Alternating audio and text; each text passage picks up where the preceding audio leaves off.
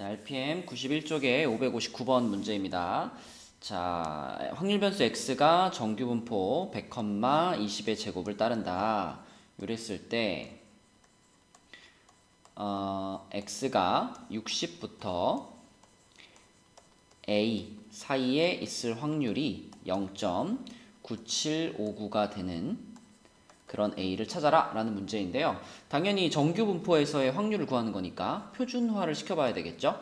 그래서 60이라는 값을 이 정규 분포를 이용해서 표준화를 시켜주면은 시그마 분의 60 마이너스 평균 이렇게 될 거고, 표준화 시켰으니까 x는 z로 바꿔줄 거고요.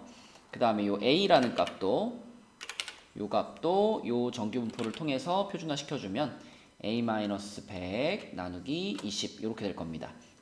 근데 그 확률이 이제 0.9759다 라고 했는데요. 이 9759라는 값을 생각을 해보면 지금 이제 우리가 표준화를 시켰으니까 이렇게 표준 정규 분포를 갖다 놓고 생각을 해보면 요 놈이 이제 표준 정규 분포라고 생각해 볼게요. 그러면 여기가 0이겠고요. 요게 이제 z가 되겠죠. 그럼 요쪽은 지금 보시면 마이너스 2가 나온다는 걸 알 수 있죠. 그래서 마이너스 2니까 요쯤에 한 뭐 요 정도 이렇게 잘라가지고 여기 마이너스 2부터. 그 다음에 이제 요 놈은 얼마인지 모르겠지만 우리가 이 확률이 0.9759면은 거의 1에 근접하는 상당히 큰 확률이죠. 그리고 보면은 지금 이 일대의 넓이 0부터 2까지의 넓이가 0.477이고요. 그 바로 밑에 3까지 넓이가 0.4987인데 얘네 둘의 합이 문제에서 말한 9759가 되는구나 라는 것을 찾을 수 있습니다. 그러니까 이 값은 표준화 시켰을 때 얼마가 돼야 되는 상황이냐? 얘는 3이 돼야 되는 상황이죠. 그래서 이쪽에 한 여기쯤에 이제 3이 이렇게 있어가지고 우리가 이만큼의 넓이를 구해보면 이만큼의 넓이가 이제 문제에서 말한 9759가 되는 이런 상황이 되겠습니다. 따라서 얘가 3이 된다라는 것에서부터 a를 찾으시면은 a는 160이구나 이렇게 찾을 수 있겠죠. 160이 답이 되겠습니다. 네, 560번 문제입니다. 자, 560번 문제는 요 가운데 있는 요 두 번째 줄에 있는 식을 딱 갖다 놓고 생각을 해보면 이것은 누가 봐도 독립시행의 형태를 하고 있죠. 독립시행. 언제 우리가 이런 독립시행을 사용을 하냐면 뭔진 모르겠지만 어떠한 시행을 450번을 한 겁니다. 어떠한 도전을 450번을 했어요. 근데 그 중에 x번 성공을 한 겁니다. 근데 이 x가 지금 3분의 1의 지수로 올라가 있다라는 것은 어떤 시행을 450번 했는데 그 시행을 한 번 했을 때 성공을 할 확률이 3분의 1인 이런 상황에서 쓰는 독립시행이죠. 따라서 이 식을 보면서 우리는 그럼 지금의 상황은 이런 이항분포를 따르겠구나 라고 일단 독립시행에서 이항분포로 넘어가야 합니다. 그런데 이항분포는 n값이 충분히 크면 정규분포를 따르기 때문에 다시 또 한번 이 이항분포에서 정규분포로 넘어가 줘야 되는데, 자, 이 이항분포에서 우리가 평균, x의 평균은 어떻게 구하냐면 np로 구하죠. np. 요렇게 둘을 곱해서 np. 그럼 곱하면 150이고요. 그다음에 분산은 어떻게 구하냐? npq로 구했었죠. q. p가 3분의 1이면 q는 3분의 2니까 자, 여기다가 3분의 2를 곱하시면 100이 되겠죠. 자, 따라서 x는 어떤 정규분포를 따르냐면 평균이 150이고 분산이 100인 이러한 정규분포를 따른다 라고 차근차근 넘어가 주면 되겠습니다.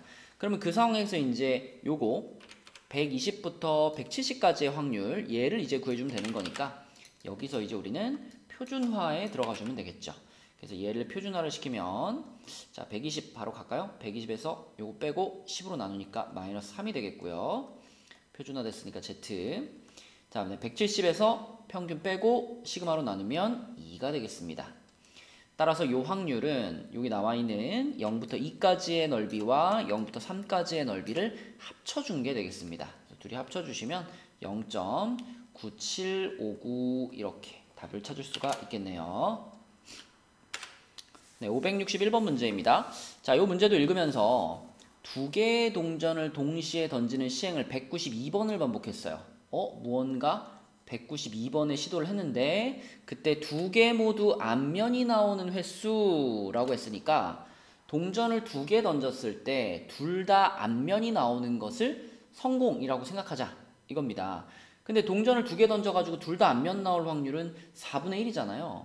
그래서 지금의 상황은 자, 요렇게 생기는 이항 분포를 따르는구나 라고 생각할 수가 있겠고, 자, 그럼 n이 충분히 크니까 얘는 정규 분포로 바꿔가지고 이렇게 곱하면 48, 자, 분산은 npq니까 여기다가 q를 곱하면 되죠. 여기다 4분의 3 곱하면 36이니까 요렇게 생기는 요러한 정규 분포를 따르겠습니다.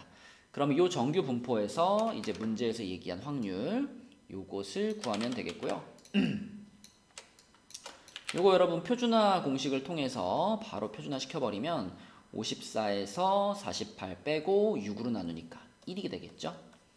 그리고 표준화 시켰고, 자, 또 60에서 48 빼고 6으로 나누니까 2가 되겠습니다. 이렇게. 자, 그럼 요 확률은 요 표준정규분포표에서 2에서의 확률, 0부터 2까지의 확률에서 0부터 1까지의 확률을 요거를 이렇게 빼야지 구할 수가 있겠죠. 그쵸? 1부터 2까지니까요. 그래서 얘에서 얘를 빼보면은 9가 되겠고요. 그 다음에 5인가요? 이렇게 되겠고, 그 다음에 여기는 3이고요. 여기는 1이 되겠네요. 0.1359가 이 문제의 답이 되겠습니다. 네, 562번 문제입니다. 자, 요 문제도요. 문제를 읽으면서 처음에는 이제 이항 분포로 출발해 줘야 되겠죠. 400명의 고객이 방문을 하는데 방문하는 고객이 차를 빌릴 확률이 2분의 1입니다. 그렇다면 지금의 상황은 B 괄호 400, 2분의 1 요러한 이항 분포를 따를 거고요. 여기서 X가 뭐냐면 실제 필요한 차의 대수, 그죠? 실제 필요한 차의 대수, 몇 대의 차가 필요하냐 이거가 되겠죠. 자, 그런데 얘는 이제 n이 충분히 크니까 이항 분포에서 정규 분포로 넘어갈 수가 있고요. 그럼 np 하면 200이 될 거고 npq는 100이니까 10의 제곱이라고 쓸 수 있겠습니다.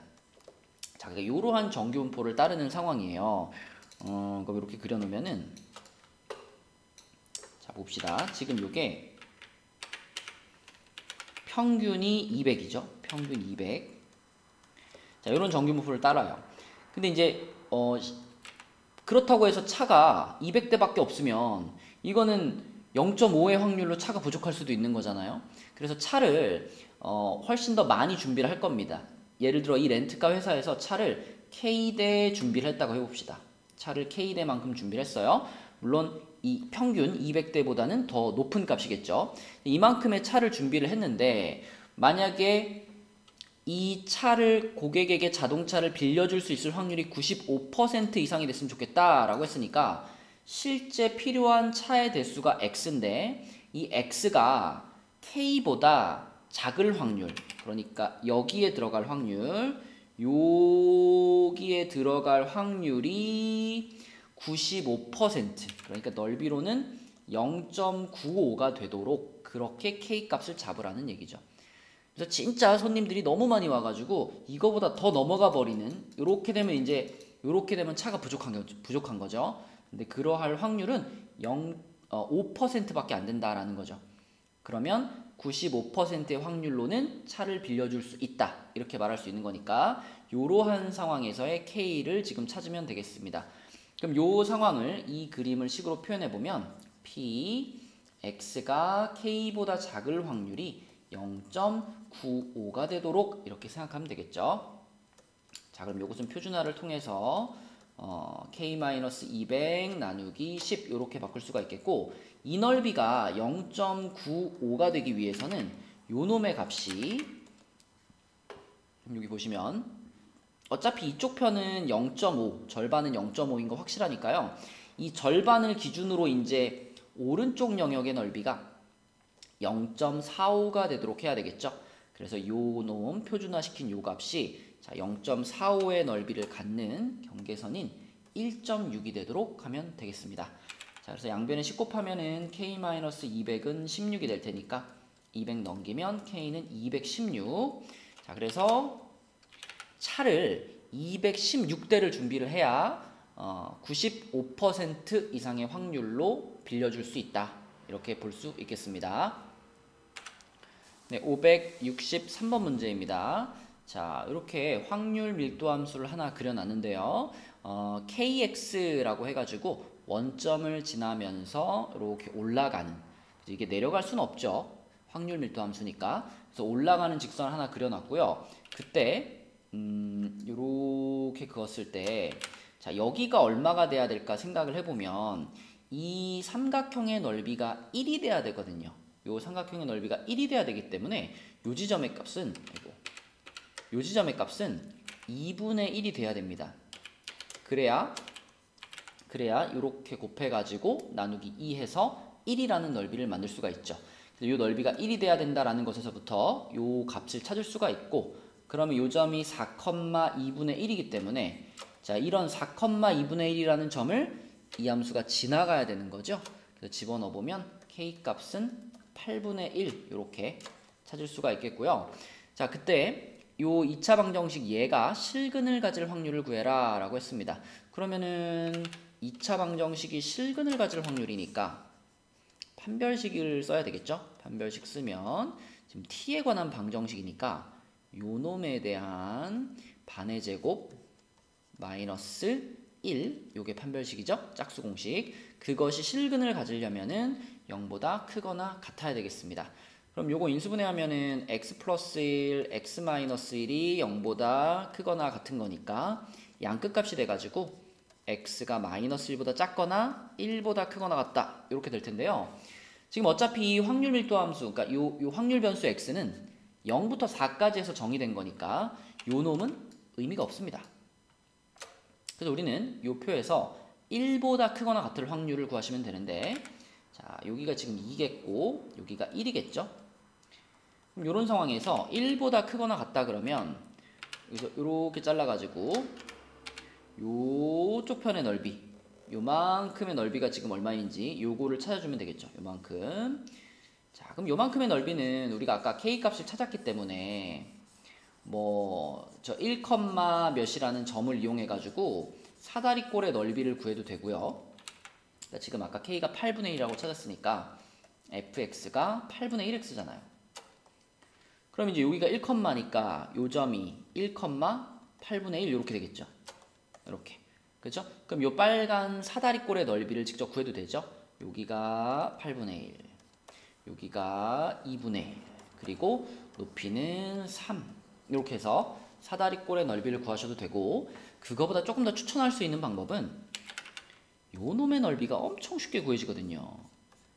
요 빨간 빗금친 삼각형은 전체 삼각형과 비교해 봤을 때 닮음의 위치에 있고요. 자, 요 녀석이 닮음의 위치에 있는데 전체 삼각형의 얼만큼을 차지하느냐? 닮음비가 1대4입니다. 닮음비가 1대4면 알죠, 여러분? 넓이의 비는 1대16이 됩니다. 닮음비의 제곱이니까.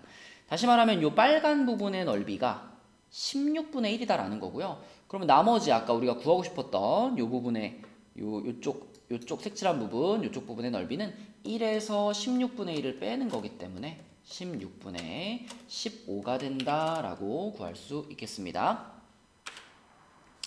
네, 564번 문제입니다. 자, 확률 변수 x와 y는 평균이 모두 0이고 분산이 각각 시그마 제곱과 4분의 시그마 제곱인 정규분포를 따른다. 그럼 이런 것들은 이제 한눈에 들어올 수 있도록 이렇게 써놓으면 좋겠죠. x는 이러한 정규분포를 따르고요. 그 다음에 y는 0,4분의 시그마 제곱 이러한 정규분포를 따른다. 자, 그리고 z는 우리가 늘 쓰는 표준 정규분포입니다. 그러면 두 양수 a와 b에 대하여 자, 요게 성립을 한다 그랬어요. 그러면 요게 성립을 한다라는 건 어떤 느낌으로 받아들일 수 있냐면, 지금 똑같은 모양의 식이니까 이 x라는 확률 변수에서 이 a의 역할이나 y라는 확률 변수에 대해서 이 b의 역할이 같은 거거든요.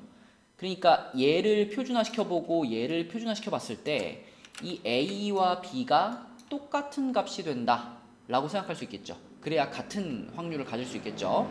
자, 그럼 이 a를 표준화시키는 식은 요 정규분포 요 놈을 가지고 하는 거니까 a 빼기 0 나누기 시그마 이렇게 될 거고, b를 표준화시키는 것은 요 뒤에 있는 요 정규분포를 이용하는 거니까 b 마이너스 0 나누기, 자, 요거는 이제 표준 편차가 2분의 시그마인 거니까 요렇게 넣어줄 수 있겠죠.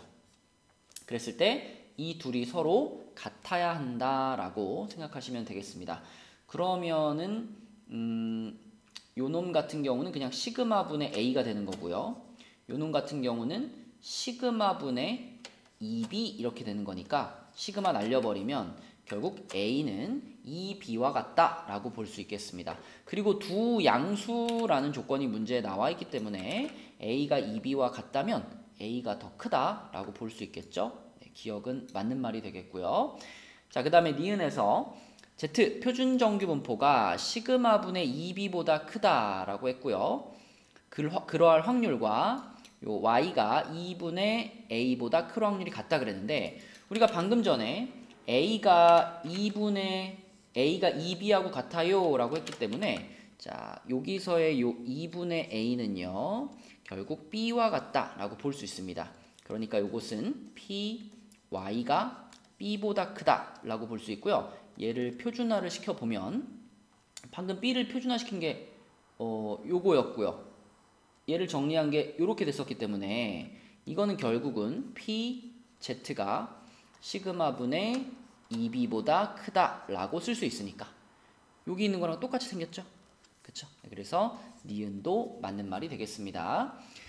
자, 그 다음에 디귿은 y가 b보다 작거나 같을 확률이 0.7입니다 라고 했는데, 자, 생각해보면 이런 일이 벌어지려면 내가 표준정규분포를 갖다가 이렇게, 자, 요게 이제 표준정규분포라고 해볼게요. 그랬을 때 요 b라는 값을 표준화시킨 이 시그마분의 a가요 여기에 있어야 되겠죠. 표준화시켜가지고 여기쯤 여기쯤에 있어가지고 여기 시그마분의 a가 이렇게 있어서 여기 넓이가 0.2가 되는 상황이 돼야, 그래야지만 y가 b보다 작거나 같을 확률이 0.7이 될 수 있겠죠? 그쵸? 이쪽이 0.2, 이쪽이 0.5 이렇게 해서 합쳐가지고 0.7이 되는 거니까요. 자, 그럼 그러한 상황이라면, 자, 그렇다면 요거 x가 a보다 작거나 같다의 요 a도요. 우리가 아까 처음에 생각했죠. a와 b는 서로 표준화시켰을 때 똑같은 값이 될 거다라고 생각했기 때문에 x라는 확률 분포에 대해서 요 a라는 녀석을 역시 표준화시켜서 표현해 보면, 자, 이것도 역시 표준정규분포고요. 요렇게 해가지고 여기를 b니까 이렇게 써야 되겠군요. 요 자리를 바꿀게요. 자, 요쪽 걸 써줘야 되겠죠. 요쪽 걸. 그래서 시그마분의 2b는 이렇게 써야지, 요게 요거에 해당되는 게 요거다라고 볼 수 있겠네요. 요거. 그쵸? 요 y에 대한 얘기니까.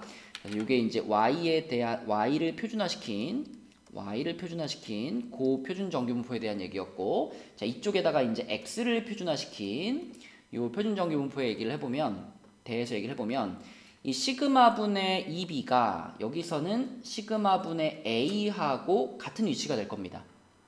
아까 우리 기억하면서 확인했죠? 요거하고 똑같을 거야 라고 했으니까. 자, 그렇다면 왼쪽 그림에서 보이는 것처럼 요만큼의 넓이는 똑같이 0.2가 돼야 돼요. 0.2가 돼야 되고, 근데 요 뒤에서 원하는 거, 여기서 원하는 것은 뭐냐면 지금 x의 절대값을 씌운 게 a보다 작거나 같다 그랬으니까, 자, 절대값이 들어가면 요런 느낌으로 그려지겠죠. 좀 더 이렇게 돼가지고 0을 기준으로 좌우가 대칭이 되는 요런 상황이 될 테니까, 그러면 이쪽 편의 넓이도 당연히 0.2가 될 수밖에 없습니다. 좌우 대칭이기 때문에. 자, 그렇다면 결국 여기 마이너스 시그마분의 a부터 시그마분의 a까지 요만큼의 넓이는 0.2와 0.1을 더해서 0.4가 된다라고 보는 게 맞겠죠. 근데 여기 0.3이라 그랬기 때문에 틀렸습니다. 답은 기억 니은 3번이 되겠네요. 네, 565번 문제입니다. 자, 이번에도 이제 확률 변수가 두 가지가 등장을 하죠. 이렇게 두 가지가 등장하는데 여기다 좀 써놓으면 n 32,4제곱 요게 이제 x가 따르는 확률 변수고요. 그 다음에 y가 따르는 확률 변수가 나와 있는데 문제에서 이제 x와 y의 관계를 이렇게 나타내 줬습니다. 그럼 요거 우리가 이거 있으면은 바로 y의 평균, y의 분산 나오죠. 자, x의 평균이 32였으니까 그대로 여기 x자리에다 32 집어넣으면은 40이 y의 평균이 되겠죠. 그래서 40, 자, 그 다음에 또 분산이 16이었고 표준편차로 갈까요? 표준편차가 4였으니까 x의 표준편차가 4였으니까 그럼 y의 표준편차 시그마는 4의 2배가 되겠죠? 그래서 8제곱이 y가 따르는 정규분포가 되겠습니다. 그래서 지금 그림을 보시면 이쪽에 이렇게 여기 왼쪽 편에 있는 그래프 요 정규분포가 x가 따르는 정규분포가 되겠고요. 그 다음에 빨간색으로 표시하고 있는 요 정규분포가 y가 따르는 정규분포가 되겠습니다. 자, 그럼 요랬을 때 이 S1과 S2라는 요 넓이는 이것만을 식으로 표현하기는 어려워요. 그래서 그 밑에 있는 요 지금 공통인 부분 있잖아요. 요 부분. 자, 요 부분까지 붙여서 생각을 해야 우리가 일반적으로 생각하는 확률로 표현할 수 있습니다. 그래서 이 초록색 색칠한 부분을 S라고 한번 불러볼게요. 자, 그럼 지금 그림을 잘 보시면 이렇게 두 가지를 쓸 수 있습니다. P, X가 24보다 크거나 같고 M, 요 M은 지금 40인 거 우리 찾아버렸거든요. 그죠? Y의 평균이니까. 그래서 24보다 크거나 같고 40보다 작거나 같을 확률. 얘가 그림에서 보자면 S1 플러스 S 이렇게 볼 수 있고요. 또 자, 이번에는 빨간 그래프가 Y에 대한 그래프니까 Y가 역시 24부터 40 사이에 있을 확률 이것이 S2 플러스 S라고 볼 수 있습니다. 그쵸? 그래프를 보면 잘 보시면 요 식이 이해가 될 거고 그럼 이제 문제에서 S1에서 S2를 뺀 값을 구하라 그랬죠. S1에서 S2. 근데 이제 이 둘은 각각 X에 관한 정규분포와 Y에 관한 정규분포이기 때문에 서로 연산하기가 어려워요. 그래서 우리는 이 둘을 하나의 정규분포, 둘 다 표준 정규분포로 바꿔보도록 하겠습니다.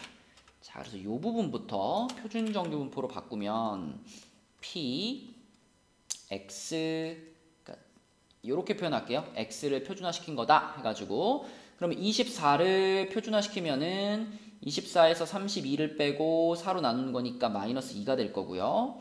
그 다음에 40을 표준화시키면 플러스 2가 되겠죠. 이렇게 표현될 거고 자, 그 다음에 P 이번에는 Y를 표준화를 시켰다 해가지고 24를 자, 요 놈에 대한 얘기죠. 24를 요 Y에 대한 정규분포를 통해서 표준화를 시키면 24에서 40을 빼고 8로 나누는 거니까 마이너스 2가 되겠고요. 그 다음에 40에서 40을 빼고 이렇게 되겠습니다. 그러면 이 두 가지는 이제 둘 다 표준 정규분포이기 때문에 서로 계산이 가능하죠. 그렇죠? 그러면 우리가 요거를 위의 식에서 아래 식을 뺀다고 생각하면 이렇게 해가지고 뺄셈을 해버리면 위에 거는 마이너스 2부터 플러스 2까지고 밑에 거는 마이너스 2부터 0까지니까 빼면 어느 부분만 남을 거냐면 자, Z가 0에서부터 2 사이의 확률 요것만 남는다라고 볼 수 있겠죠. 그리고 그것이 요쪽에 보시면 요렇게 뺀 거랑 같을 거 아니에요. 그죠? 요렇게 뺀 거랑 요렇게 둘이 빼면은 SS가 지워지니까 S1 빼기 S2만 남아요 라고 볼 수 있죠. 그래서 요 값이랑 같을 거고요. 이거는 그대로 문제에서 알려준 0부터 2까지 표준 정규분포의 넓이 그래서 0.4772가 그대로 이 문제의 답이 되겠습니다.